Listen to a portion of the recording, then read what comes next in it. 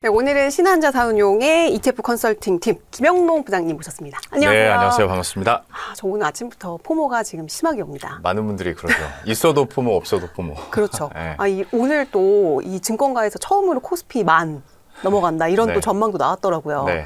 근데 모두가 다 이렇게 삼전 닉스에 네. 빠져 있을 때 네. 우리가 또 간과해서는 안 될 또 시장이 있잖아요. 맞아요. 사실 지금은 대장주가 가는 게 맞기도 하고 뭐 크게 AI 반도체랄지 코스피랄지 실적이 당연히 좋고 뭐 AI 산업이 개화되니까 이쪽에 집중하는 게 맞긴 한데, 그리고 이제 워낙 금리 자체가 지금 고금리 시대다 보니까 중소형주들이 힘을 내기는 쉽진 않지만, 다만 우리 코스닥 시장을 생각했을 때 코스피와 전혀 모멘텀을 공유하지 못한다? 이건 또 아니거든요. 그렇죠. 그리고 언젠가는 이제 낙수 효과도 일어날 테고, 상대적으로 워낙 덜 올랐기 때문에 코스닥 시장도 지금쯤은 한번 길목 지키기용으로 필요하지 않을까라는 생각도 했었고, 그리고 우리나라 같은 경우에는 이제 좀 특수한 것이 정부의 코스닥 활성화 정책 지난해 말에 발표했었잖아요. 그러니까 그 모멘텀도 충분히 있지 않을까 저희는 기대를 하고 있습니다. 아무래도 정부가 좀 코스닥 시장을 활성화하겠다. 네. 이렇게 계속 얘기를 하고 있고, 네. 또 이제 국민 성장 펀드에도 맞아요. 이제 또 들어갈 거다 이렇게 하고 있으니까 네. 뭔가 코스닥을 봐야 될 것 같긴 한데, 또 이제 일반 투자자들 입장에서는 네. 너무 어려운 시장이기도 합니다. 어렵기도 하고, 사실 코스닥 시장에 투자한다고 하면 허들도 많았었고, 그러니까 예를 들어서 네. 기관 투자자들의 참여 자체가 저조하잖아요, 코스피에 비해서. 그렇죠. 그리고 몇몇 개 부실 기업 때문에 코스닥 시장 자체의 신뢰도가 떨어지는 경우들도 과거 사례 굉장히 많았었고, 그리고 이제 민간 자본만으로 이제 이게 파이가 커지기에는 한계가 있다, 이런 얘기들을 많이 했었는데, 그러다 보니까 정부에서도 코스닥 활성화 정책 발표하면서 뭐 리서치 정보도 확대한다고 하고 BDC도 도입을 하면서 기관들의 참여를 계속 유도하고 네. 있는 상황이고요. 그리고 뭐 신뢰도 측면에서 봤을 때는 상장 폐지 요건을 강화한달지, 그리고 뭐 이번 달이나 다음 달까지도 계속 화제가 될 건데, 코스닥 승강제 이제 그림 그려지고 있잖아요. 2부 리그, 1부 리그, 2부 리그 맞아요. 나눠서. 그렇게 되다 보면 체질 개선이 자연스럽게 이루어지지 않을까 기대되는 포인트들도 있고, 그리고 얘기해 주신 것처럼 그 150조 원 규모의 국민 성장 펀드, 이게 또 유동성을 공급해 준다면 체질도 개선이 되고 유동성도 공급이 되고, 그러면 코스닥 시장에 한번 또 관심이 확 집중되는 날이 오지 않을까? 그렇죠. 라는 전망들을 사실 해보는 거죠. 관심을 지금 가져야 될 때는 맞는 것 같아요. 아무도 얘기하지 않을 아무도 때. 얘기하지 않을 때. 네. 항상 이럴 때 들어가 있어야 되거든요. 맞아요. 그래서 네. 사실 솔직히 말씀드리면 자산운용사 중에서 지금 막 코스닥 ETF를 새롭게 내놓으면서 마케팅을 하는 데는 사실 많지 않거든요. 맞아요. 저희들은 이때 한번 얘기를 하겠다. 탁월하신 선택입니다. 네. 근데 이제 코스닥 투자를 하다 보면 이제 ETF로들 많이 접근을 하시잖아요. 네네. 왜냐면 이제 워낙 이게 코스닥이 바이오 아니면 네. 2차 전지에 맞아요. 좀 비중이 너무 많이 쏠려 있다 보니까 네. 이제 개별 기업에 대한 공부가 되신 분들은 이제 개별 종목을 하시겠지만 이제 그게 좀 어렵기도 해요. 또 바이오가 워낙 또 접근성이 높기도 맞아요. 하고. 네. 근데 이렇게 ETF에 투자를 하다 보면은 너무 이제 한쪽에 쏠려 있으니 이게 의도치 않게 또 이렇게 수익률이 왔다 갔다 하는 경우도 많이 발생을 하잖아요. 맞아요. 특정 섹터가 무너지면 네. 그냥 지수나 시장 자체가 맞아요. 무너져 버리니까 이건 좀 문제가 됐었고, 사실 우리가 지금 코스피나 대형주에 집중을 한다고 하더라도 코스닥 150으로의 관심도는 꾸준하게 계속 나왔었거든요. 그리고 코스닥 150 지수를 추종하는 ETF도 2025년 초 대비해서는 한 규모가 6배 정도 늘어났습니다. 1년 만에요? 네. 굉장히 그러니까 네. 관심은 많은 거예요. 그리고 상품들도 업데이트되고 나오고 있고 네. 돈이 몰리고 있긴 한데, 얘기를 해주신 것처럼 이게 2차 전지나 바이오 쪽으로의 섹터 비중 편중이 너무 심하다 보니까 여기가 빠진다고 코스닥 자체가 빠지는 게 이게 맞나? 라는 갸우뚱함이 좀 있는 거죠.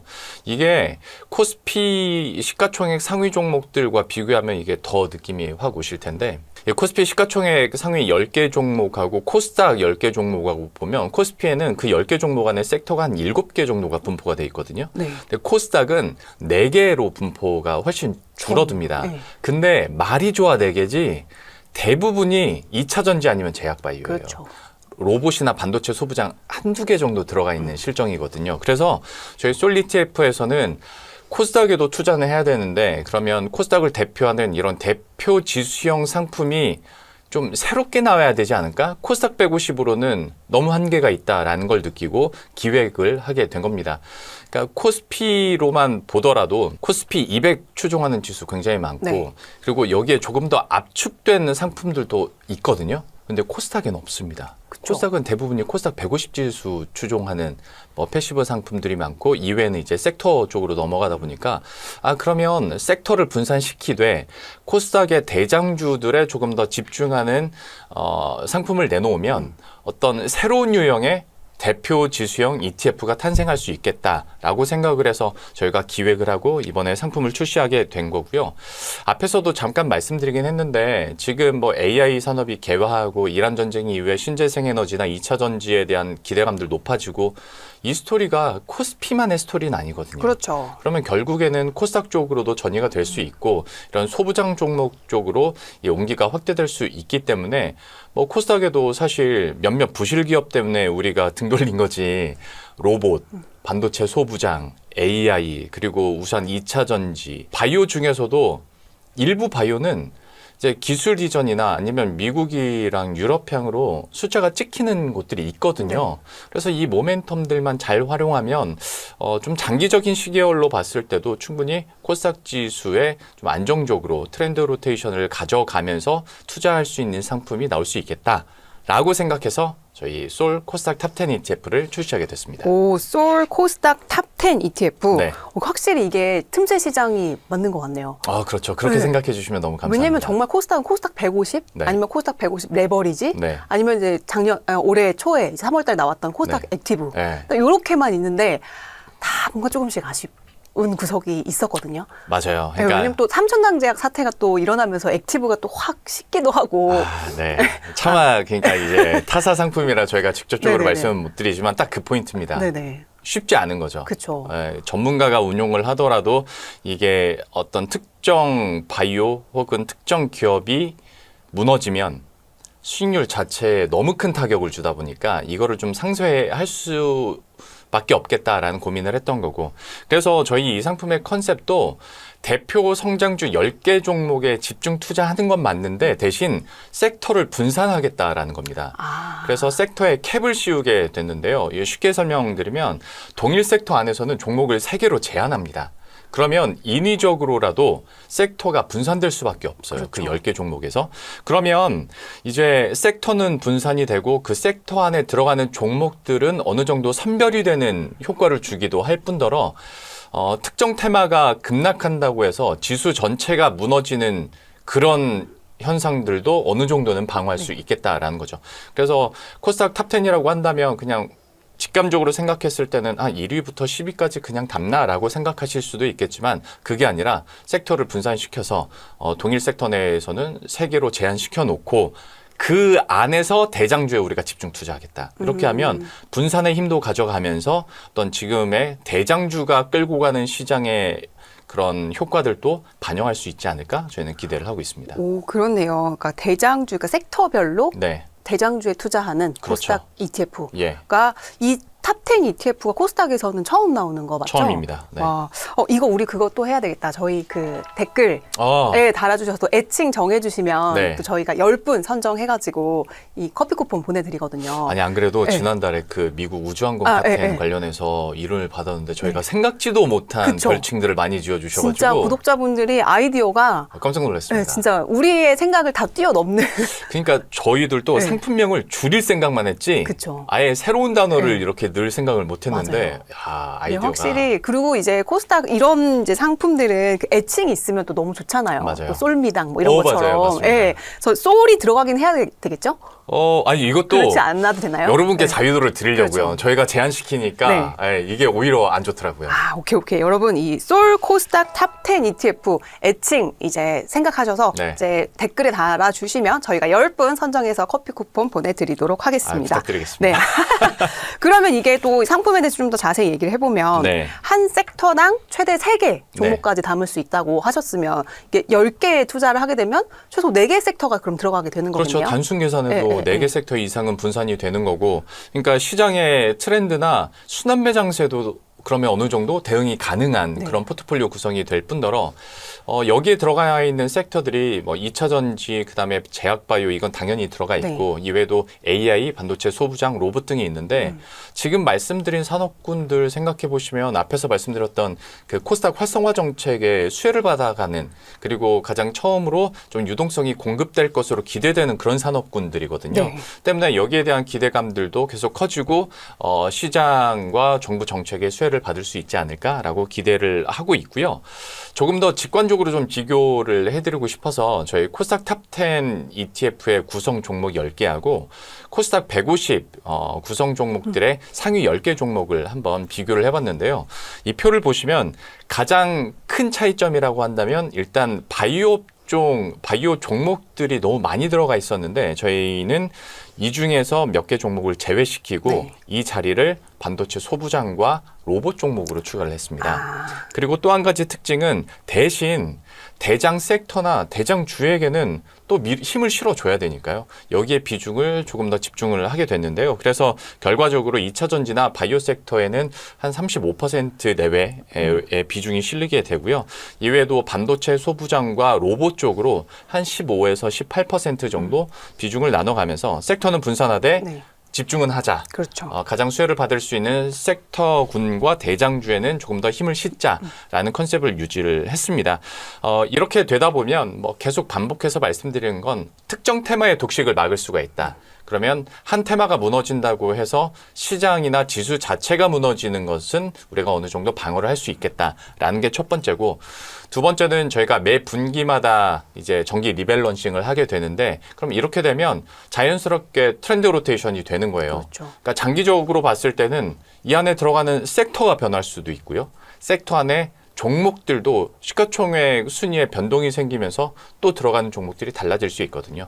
그러면 장기적인 시계열로 봤을 때도 어떤 대한민국 성장주에 내가 속도감 있게 그리고 그 시류에 맞게 투자하고 싶다라고 하신다면 저희가 이번에 새롭게 선보이는 대표 지수형 상품인 솔 코스닥 탑10 ETF에 관심 가져보시면 좋을 것 같습니다.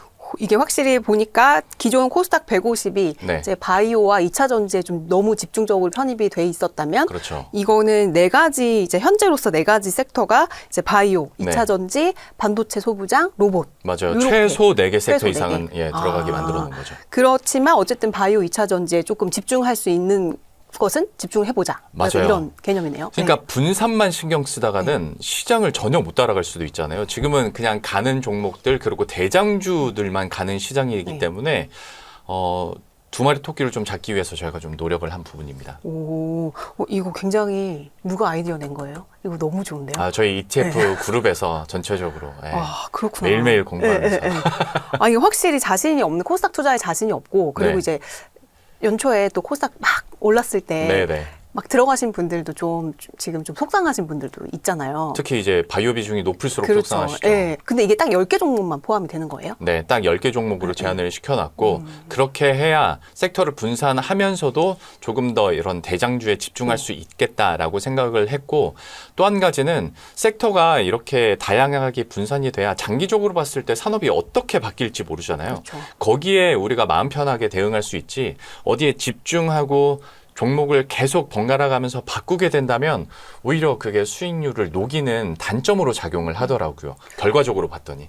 그래서 저희가 이런 컨셉으로 한번 구성을 해봤습니다. 예, 그러면 리밸런싱은 매 분기마다 한 번씩 하고 요것도 패시브 펀드인 거죠? 맞습니다. 패시브 그러니까 퇴직연금이나 이제 그 IRP에서도 다 담을 수 있는. 그럼요. 그리고 이게 액티브로서의 코스닥 시장에서의 한계를 우리가 보완하기 위해서 그 안에서의 섹터 로테이션을 계속 주면서도 패시브하게, 그렇기 때문에 좀 장기적인 관점에서도 충분히 코스닥 시장에 투자할 수 있는 상품이라고 할 수 있겠습니다. 좀 적립식으로 모아가면은 네. 좋을 것 같은 생각이 드네요. 그럼요. 대한민국 성장주에 투자한다고 보시면 되는 거니까요. 그렇죠. 그러면 투자자들은 이 상품을 언제부터 만날 수 있는 거죠? 네, 저희 솔 서울 코스닥 탑10 ETF는 5월 19일에 유가증권 시장에 상장을 하게 되는데요. 제가 계속 강조드리는 겁니다만은 장기적인 관점에서도 투자가 가능한 상품이다라고 말씀을 드렸기 때문에 총 보수도 최대한 저희가 상대적으로 저렴하게 연 0.15%로 책정을 했습니다.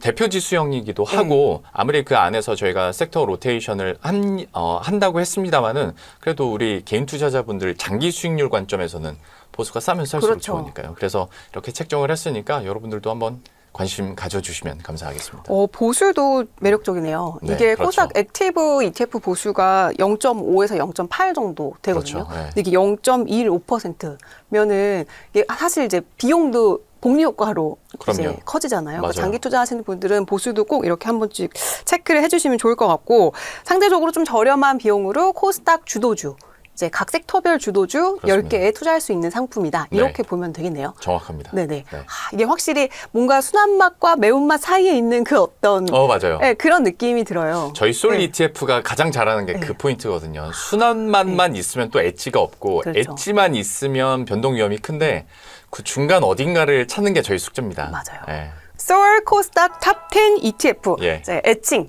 정해주시면 저희가 또 쿠폰 드리니까 열심히 또 아이디어를 내주시면 감사하겠습니다. 네. 근데 코스닥 시장 올해 활성화 대책도 나오고 너무 코스피에만 몰입하다 보면 또 간과할 수 있는 부분이거든요. 그렇죠. 그러니까 이런 시기에 또 코스닥 탑10 ETF 그동안 없었던 상품이 나오니까 또 한 번씩 살펴봐 주시면 좋을 것 같습니다. 혹시 마지막으로 하실 말씀 여기서는 특별하게 네. 저희 별칭만 잘 부탁드리겠습니다. 아니 너무 네. 저희 감명 깊게 봐가지고 맞아요. 우주항공 때. 그리고 이제 올려주시는 분들이 점점 더 업그레이드가 되시더라고요. 맞아요. 그 내용들이. 네네. 그래서 여러분 별칭 지금 기대하고 또 기다리고 있으니까 이제 열심히 남겨주시면 저희가 또 뽑아서 이제 커피 쿠폰 보내드리도록 하겠습니다. 네. 네, 오늘 나와주셔서 감사해요, 부장님.